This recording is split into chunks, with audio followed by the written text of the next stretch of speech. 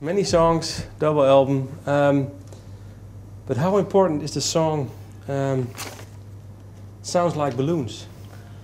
It's pretty important, yeah, I guess. I mean, it's kind of a coincidence that that song has the two titles of each record on it. You know, it was the titles were already in place, and then it just fitted perfectly for that song. So it's not perhaps as important as it would seem in terms of that. You know, every song's very important, as we all know. But yeah, that's just more of a coincidence that it's got the two titles. Okay. So you already had the two titles. Yeah.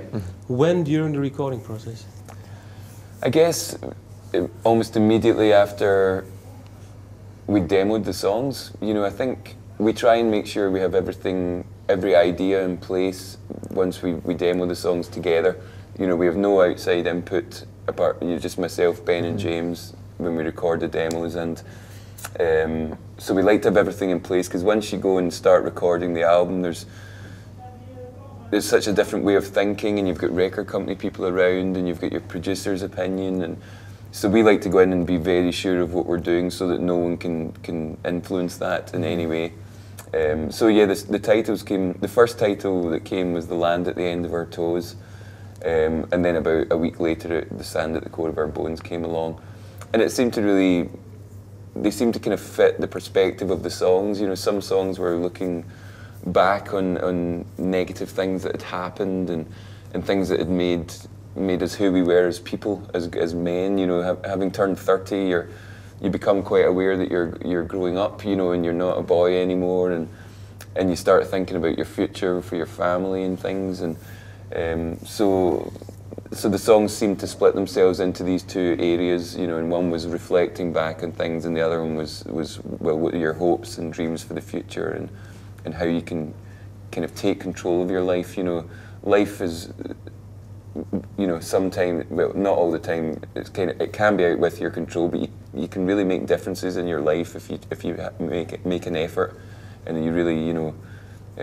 try and change things. So that's exactly how I felt, you know, having turned 30 the last couple of years. You know, I really wanted to take control of my life again, rather than feel like it was just happening to me. You know. When did you get this feeling? I mean, that life was running you instead of you controlling your own life. I think when, you know, life is a series of highs and lows, and sometimes if you've had too many lows in a row, you can feel like life's riding you. You know, so things like we had our first kind of disharmony in the band, which was weird for us. When?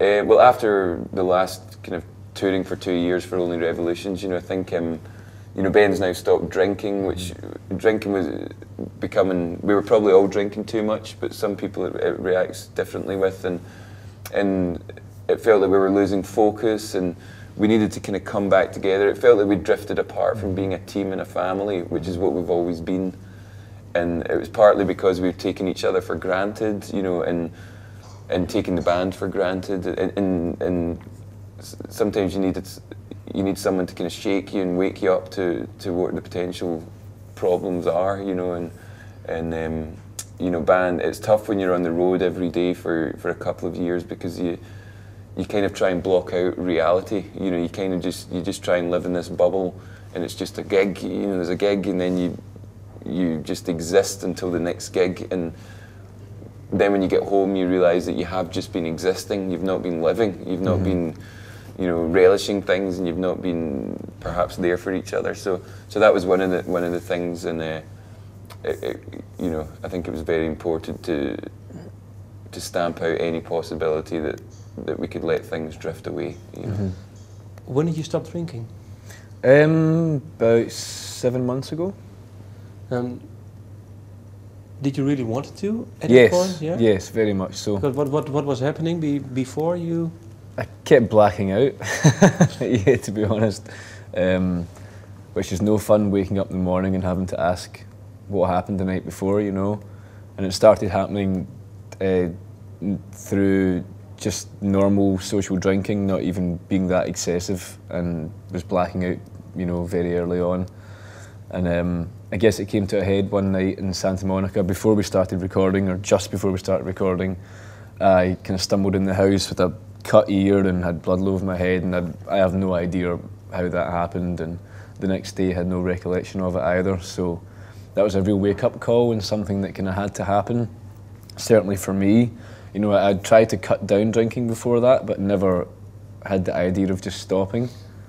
And thankfully my brother said you should try stopping. I thought, oh, that's a fucking great idea.